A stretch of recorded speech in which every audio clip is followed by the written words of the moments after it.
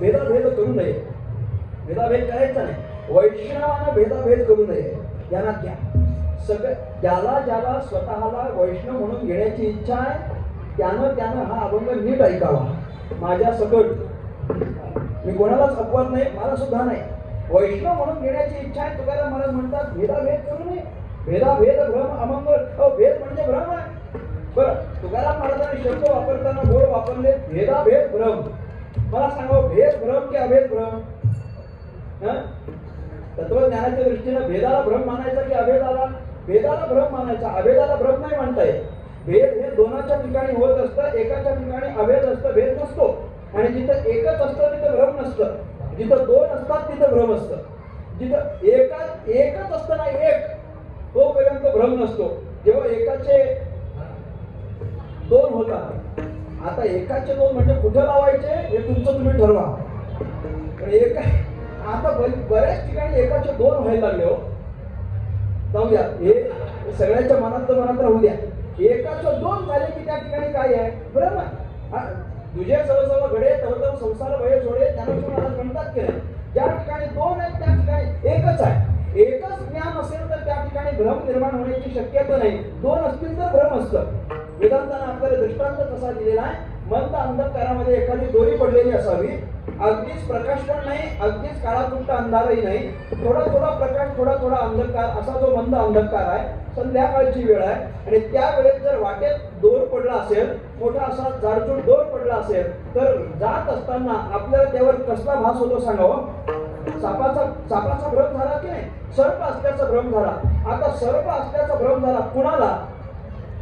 सर्प असल्याचा भ्रम कुणाला झाला? ज्याला दोरीचं ज्ञान नाही त्याला. ज्याला दोरीचं ज्ञान नाही की नाही, दोरी म्हणजे काय आहे किंवा तिथं पडलेलं नेमका काय आहे हे त्याला माहिती नव्हतं. मग त्याच्या मनात दोन संकल्पना निर्माण झाल्या, एक दोरी आणि दुसरा साप. त्याच्या मनात दोन संकल्पना. म्हणजे त्याला असं वाटतं, कधी पहिल्यांदा वाटतं त्याला साप आहे, नंतर वाटतं नाही हे दोरी असेल, नंतर वाटतं नाही हे दुसरंच काहीतरी असेल. असं जे भ्रम निर्माण झाला याला कारण काय? अंतःकरणामध्ये दोन तीन भावना निर्माण झाल्या म्हणून. आणि तेवढ्यात कोणीतरी शहाणा आला, त्याला माहिती होतं की ते दोरच आहे. आता ज्याला दोर आहे हे माहितीच आहे, तो तिथं जायला घाबरतो का सांगा? घाबरत नाही, कारण त्याला माहिती आहे हा काय आहे? दोर आहे. म्हणजे त्याच्या अंतःकरणात दोर नावाची एकच संकल्पना आहे, म्हणून त्याला भ्रम नाही. पण ज्या ठिकाणी दोन असतात त्या ठिकाणी भ्रम निर्माण होत असतो. म्हणून भेदाला भ्रम मानायचा असतो, अभेदाला नाही. भेद हा दोनाच्या ठिकाणी होत असतो. दोन अख्खं कीर्तन नाही कळलं तर एवढे दोनच वाक्य घ्या. दोनच काय? दोन म्हणजे भ्रम आणि एक म्हणजे अभ्रम, किंवा त्याला अभेद म्हणा.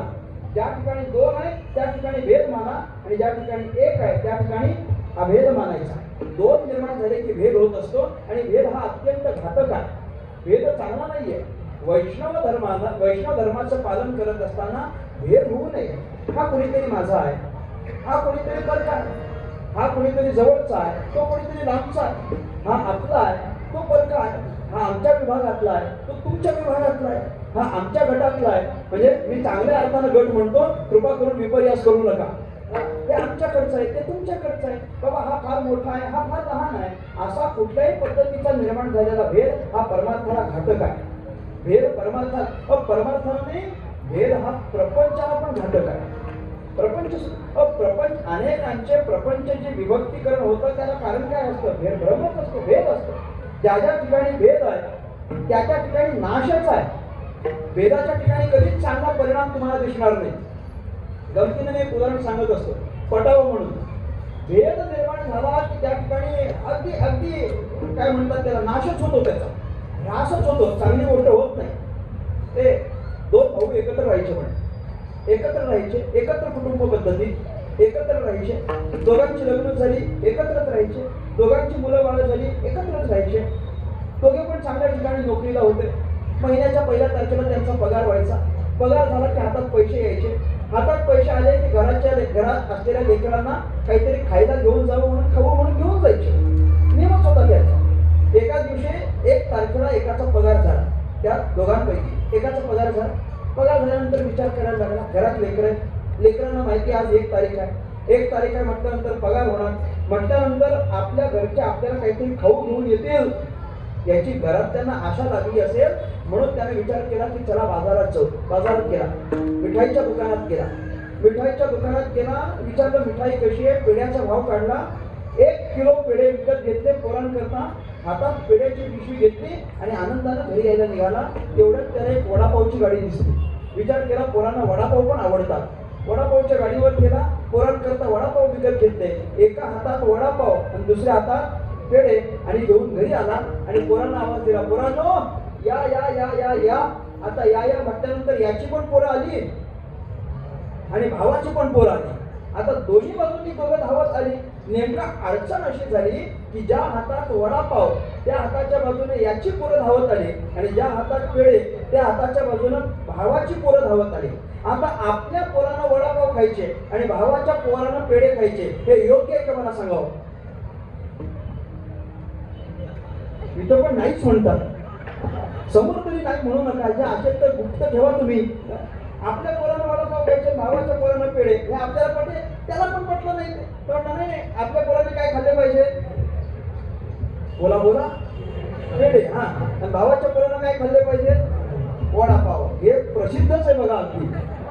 आता भावाच्या पोरांना वडापाव खावे, आपल्या पोरांना पेढे खावे. करावं काय विचार करायला लागला. युक्ती सुचली, पोरांना जवळ बोलावलं. पोरांनो या या या. त्याचं त्याला पोचलं पाहिजे म्हणून त्याने युक्तीला पोरांना सांगितलं, घ्या. आता ठीक आहे, बस आता ज्याचं त्याच्यापर्यंत पोचलं. आता आपल्या लेकरांनी काय खाल्ले? पेढे. भावाच्या पोरांनी काय खाल्ले? वडापाव. ती लेकरच आहे, त्यांना काहीच फरक पडला नाही. वडापाव खाल्ला तोही खुश आणि पेढे खाल्ले तेही खुश. त्यांच्या अंतःकरणात असा काहीच दुजाभाव नव्हता. ते दोघे चांगले खेळत होते. पण हा सगळा प्रकार वरच्या माडीवरून बघितला कुणी? भावाने. नाही, तुमचा अभ्यास योग्य नाही, कुठेतरी कमी पडतो.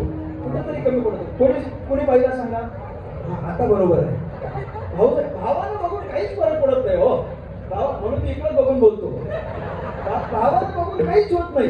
भाऊसाईनं सगळं ते बघितलं आणि जेव्हा संध्याकाळी तिचा नवरा घरी आला, घरी आल्यानंतर तिनं त्याला एक ग्लासभर पाणी प्यायला दिलं आणि त्याचं पाणी संपल्यानंतर हिनं सुरुवात केली. अथ प्रथमोध्यायः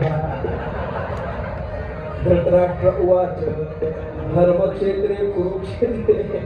असा प्रसंग घडला आणि सरते शेवटी ती वाटली यत्र योगेश्वर कृष्ण.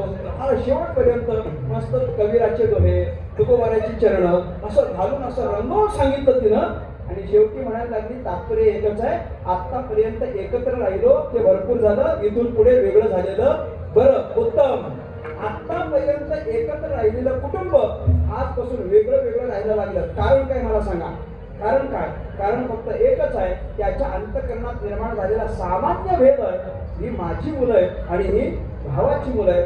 मग जर सामान्य भेद प्रपंचाला एवढा घातक ठरू शकतो तर निर्माण झालेला भेद हा परमार्थाच्या नाशाला कारण करणार नाही कशावरून? विठ्ठला